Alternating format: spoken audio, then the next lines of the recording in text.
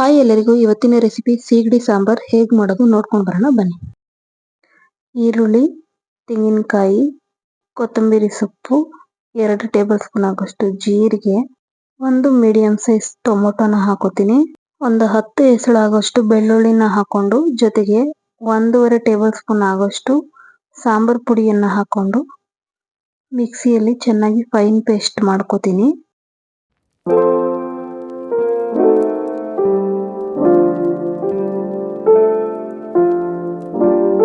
ಚೆನ್ನಾಗಿ ನುಣ್ಣಗೆ ರುಬ್ಕೊಂಡಿದ್ದೀನಿ. ಇವಾಗ ಸೀಗಡಿಯನ್ನ ಲೋ ಫ್ಲೇಮ್ ನಲ್ಲಿ ಬಾಣಲಿಲಿ ಹಾಕೊಂಡು ಲೋ ಫ್ಲೇಮ್ ನಲ್ಲಿ ಚೆನ್ನಾಗಿ ಹುರ್ಕೋಬೇಕು. ಸೀದೆ ಇರೋ ತರ ನೋಡ್ಕೋಬೇಕು. ಚೆನ್ನಾಗಿ ಹುರಿದು ಆದ್ಮೇಲೆ ಅದನ್ನ ಸೈಡ್ಗೆ ಎತ್ತಿ ಇಟ್ಕೋತೀನಿ. ಕೆಂಪಗಾಗಿದೆ ನೋಡಿ, ಇಷ್ಟು ಕೆಂಪಗಾದ್ರೆ ಸಾಕು. ಇದನ್ನ ಇಳಿಸ್ಬಿಡ್ತೀನಿ ಗ್ಯಾಸ್ ಆಫ್ ಮಾಡಿ.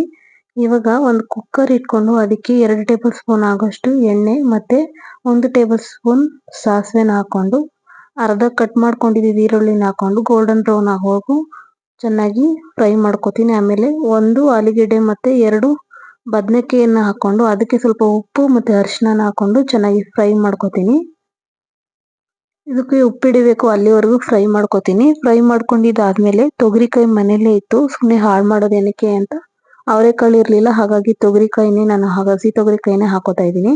ಇದನ್ನು ಹಾಕೊಂಡು ಇದಕ್ಕೂ ಸ್ವಲ್ಪ ಉಪ್ಪನ್ನ ಸೇರಿಸಿ ಚೆನ್ನಾಗಿ ಫ್ರೈ ಮಾಡ್ಕೋಬೇಕು. ಫ್ರೈ ಮಾಡ್ಕೊಂಡಿದ್ದಾದ್ಮೇಲೆ ಹುಣಸೆ ಹುಳಿ ಹಾಕೋತಾ ಇದ್ದೀನಿ. ಮಸಾಲೆ ರುಬ್ಬಿ ಹುಣಸೆ ಹುಳಿ ಹಾಕೋಬೋದಾ ಅಂತ ಕೇಳ್ತಾ ಇದ್ದೀರಾ, ಕೇಳ್ಬೋದು. ನೀವು ಹಾಕೊಂಡ್ರೆ ತುಂಬಾನೇ ಟೇಸ್ಟ್ ಚೆನ್ನಾಗಿರುತ್ತೆ, ಹಾಗಾಗಿ ಹಾಕೊಳ್ಳಿ. ಒಂದ್ಸಲ ಟ್ರೈ ಮಾಡಿ, ನಿಮ್ಗೂ ರೆಸಿಪಿ ಇಷ್ಟ ಆಗುತ್ತೆ. ಈಗ ಹುಣಸೆ ಹುಳಿ ಹಾಕೊಂಡಿದ್ದಾದ್ಮೇಲೆ ಮಸಾಲೆನ ರುಬ್ಬಿಟ್ಕೊಂಡಿದ್ವಲ್ಲ, ಮಸಾಲೆ ಹಾಕೊಂಡಿದ್ದೀನಿ. ಸ್ಟ್ರಕ್ಚರ್ ನೋಡಿ ಎಷ್ಟು ಚೆನ್ನಾಗಿ ಬಂದಿದೆ. ಸಾಂಬಾರ್ಗೆ ಎಲ್ಲ ಕೂಡ ಹೊಂದ್ಕೋಬೇಕು. ಅರ್ಧಂಬರ್ಧ ಮಸಾಲೆ ರುಬ್ಬಿದ್ರೆ ಏನಾಗುತ್ತೆ ಅಂತಂದ್ರೆ ಮೇಲೆ ಕೆಳಗೆ ಆಗ್ಬಿಡುತ್ತೆ. ಮಸಾಲೆ ಒಂದ್ ಕಡೆ, ನೀರೇ ಒಂದ್ ಕಡೆ ಆಗ್ಬಿಡುತ್ತೆ. ಇವಾಗ ಒಂದ್ ಕುದಿ ಬರೋ ತನಕ ವೆಯ್ಟ್ ಮಾಡ್ತಿದ್ದೀನಿ ನಾನು. ಒಂದ್ ಕುದಿ ಬಂದಾಗಿದೆ. ಈಗ ಹುರಿದು ಇಟ್ಕೊಂಡಿದ್ದ ಸೀಗಡಿನ ಒಳಗಡೆ ಸೇರ್ಸ್ಕೊತಾ ಇದೀನಿ. ಸೇರ್ಸ್ಕೊಂಡು ಚೆನ್ನಾಗಿ ಕುದಿಸ್ಕೊಂಡು ಕುಕ್ಕರ್ ಲಿಡ್ನ ಕ್ಲೋಸ್ ಮಾಡಿ 2 ವಿಜಿಲ್ ಹೊಡ್ಸಿದ್ರೆ ಸಾಕು. ಸೀಗಡಿ ಸಾರು ರೆಡಿ ಆಗುತ್ತೆ. ಶೀತ ಮತ್ತೆ ಕೆಮ್ಮು ಇರೋರಿಗೆಲ್ಲ ತುಂಬಾನೇ ಒಳ್ಳೆ ರೆಸಿಪಿ ಅಂತಾನೆ ಹೇಳ್ಬೋದು. ಒಂದ್ಸಲ ಮನೇಲಿ ಟ್ರೈ ಮಾಡಿ. ತುಂಬಾನೇ ಚೆನ್ನಾಗಾಗುತ್ತೆ ಟೇಸ್ಟ್. ಹುಣಸೆ ಹಣ್ಣು ಹಾಕೋದ್ರಿಂದ ರುಚಿ ಬೇರೆ ತರನೇ ಸಿಗುತ್ತೆ, ಹಾಗಾಗಿ ಹುಣಸೆ ಹಣ್ಣನ್ನ ಹಾಕಿ ಟ್ರೈ ಮಾಡಿ. 2 ವಿಜಿಲ್ ಬಂತು. ಕುಕ್ಕರ್ ಲಿಡ್ ನ ಓಪನ್ ಮಾಡಿ ತೋರಿಸ್ತಾ ಇದ್ದೀನಿ. ಸಾಂಬಾರ್ ಅಂತೂ ತುಂಬಾನೇ ಚೆನ್ನಾಗಿದೆ. ಘಮ್ ಅಂತ ಇದೆ. ಆಲೂಗೆಡ್ಡೆ ಮತ್ತೆ ಬದನೆಕಾಯಿ ಹಾಕಿರೋದ್ರಿಂದ ಸಾಂಬಾರ್ ರುಚಿ ಇನ್ನೂ ಹೆಚ್ಚಾಗುತ್ತೆ.